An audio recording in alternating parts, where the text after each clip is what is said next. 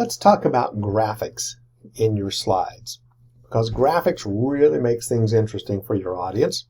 And the ability to work with graphics in Google Slides is one of the things that just made me really like Google Slides so much, because it is surprisingly good at some basic graphic work. It is not the thing that I use most often for graphic work, but it is something that I use pretty often because it works.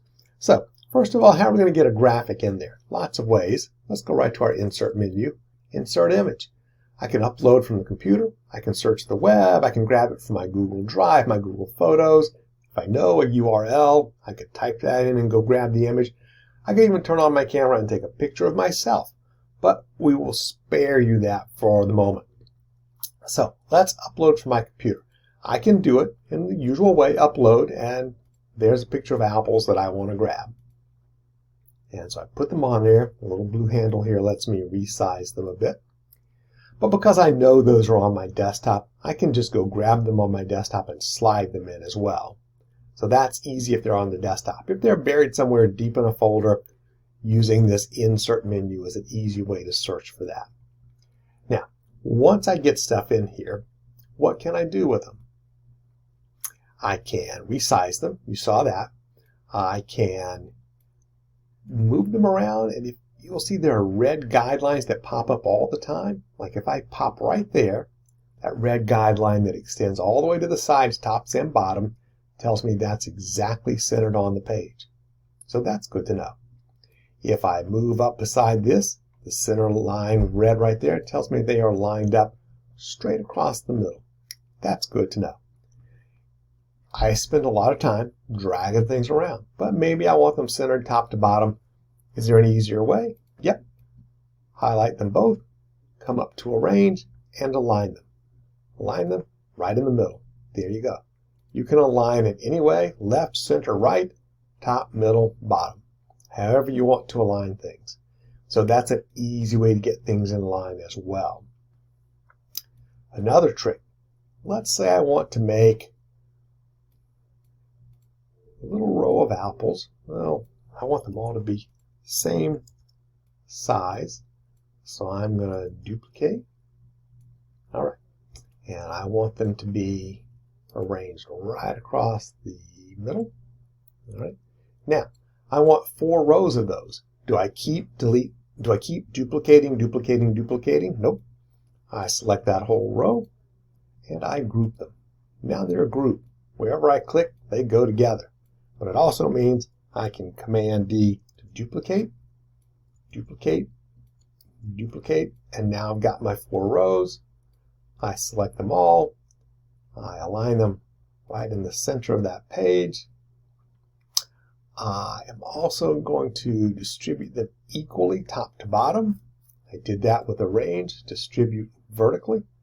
And so now they are all set, top to bottom, left to right. All I've got to do is center them on the slide, which I can do manually, or I could have centered on the page, horizontally and vertically. And just that quickly, I can go from 1 apple to 4 rows of apples using the tools built into Google Slides. Now, I want to delete most of these so that we can look at a different feature. I'm going to ungroup these so that I can work with them individually. Get rid of one again. I want to now get creative. I want to take these apples, put them in a basket. Let's start building things here. I am going to go out, and this time I'm going to search the web. And I'm going to look for baskets, and you can see I've already got that typed in there. And I'm going to come down until I find a basket that I like. And it's going to be this one. And we let it pop in there. All right.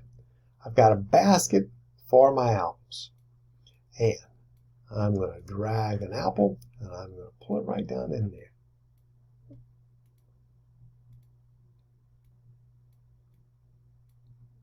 Looks pretty good. I really want to select that apple in the back there. I want to tilt it a little bit. Oh, so we can get fancy. We can get it just like we want. Now you see I keep trying to move the apple, but I click the basket. That's because the basket is in front of the apples. To click something in the background, I hit the tab bar, and the tab will select each item. And once I get to that one in the back, whoop, I can grab the edge. It is really hard. So I can tilt it. I can move it around using the arrow keys, kind of position it the way I want.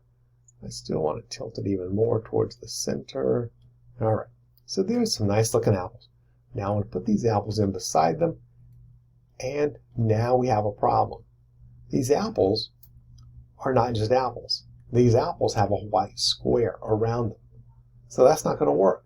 I can't build my basket of apples this way. So I would have to get rid of these apples. Let's go to our insert. We're going to search the web. And if we just search for apples, we will find lots of apples. But be forewarned, when you pull a lot of these in, these are not going to be transparent. They're going to be like the ones we had before.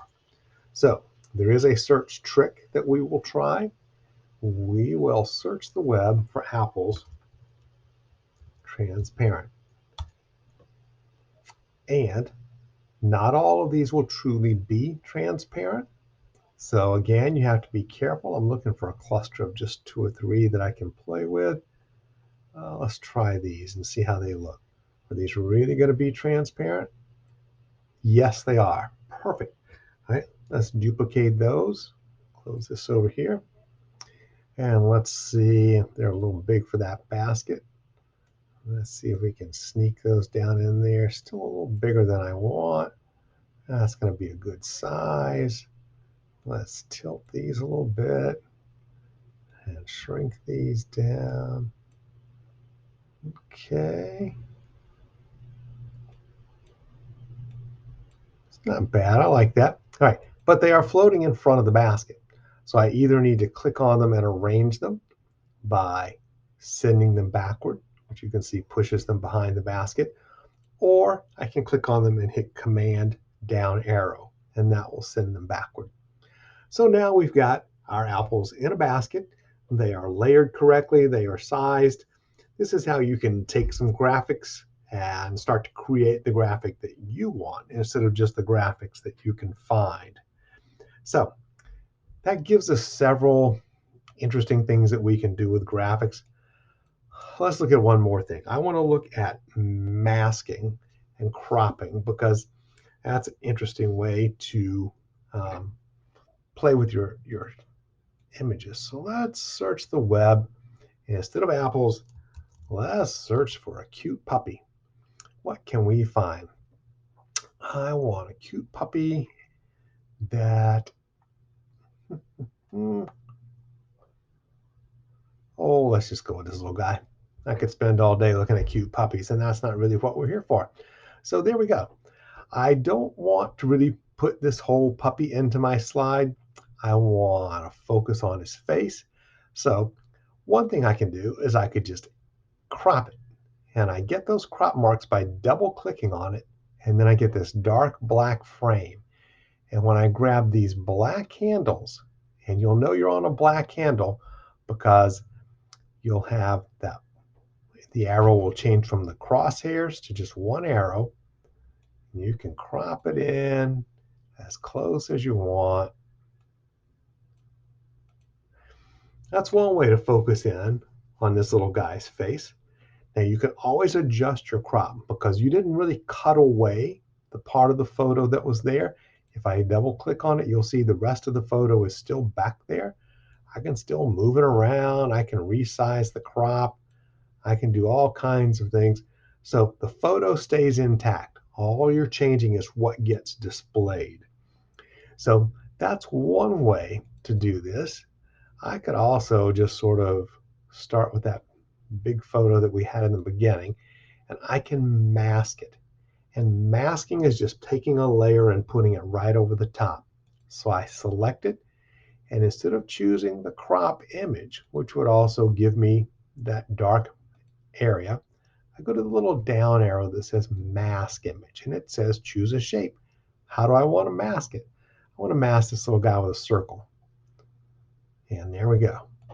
Now, I can change him, but it squishes the little guy if I do that.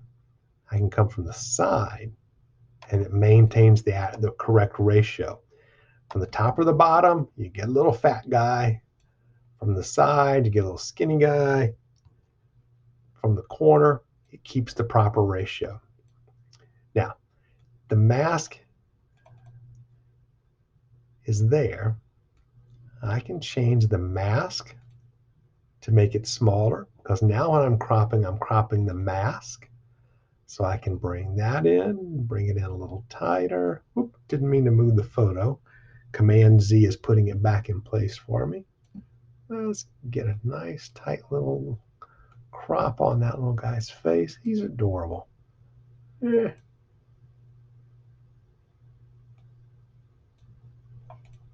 There we go. Now I have a cute little picture of his face. So that's how you can use masking to just select a piece, because when you crop, you can only keep cropping in that square frame. It takes a mask to change the shape, and you can mask in any shape that you want. And even though I've got, a mask selected, I could change it and substitute the exploding arrow stuff and have that for my mask. So that's what a mask does for you. I'm going to get rid of that and show you one more way to use a mask, and then we will be done with this. I want to go out and find something, and I want to find a woman looking to the side. Let's go here. Let's brighten this up a little bit. Ooh, not that much. All right, now let's see what I can do with that mask. Let's bring in that arrow. Oh, there we go. Okay. I like how that looks. I want to bring her face into that part of the arrow. And I want to crop the back end of the arrow. There we go. That's what I want. All right. Looking forward. And unfortunately, there's a little bit of white in the photo that bleeds, but if we put a nice background in there,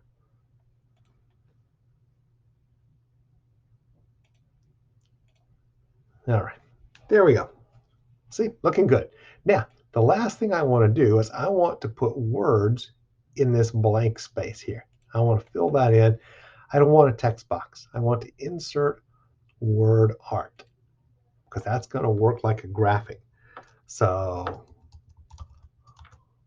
I'm going to say moving, and I'm going to make moving fit right here.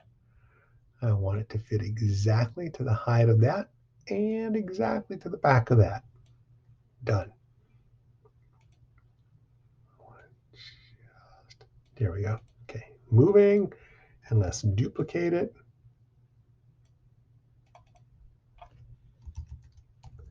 All caps. Moving forward. And I can take this, and I'm going to make the inside of that letter be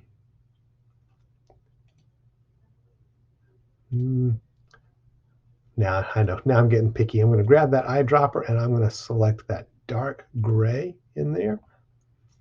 And I want the outline of it to be white, and I want the outline of it to be a little thicker. And we'll do the same thing down here. There's that custom gray. Make that white. Make that a little thicker. And now I've created a graphic. I'm going to take this whole thing. I'm going to group it together.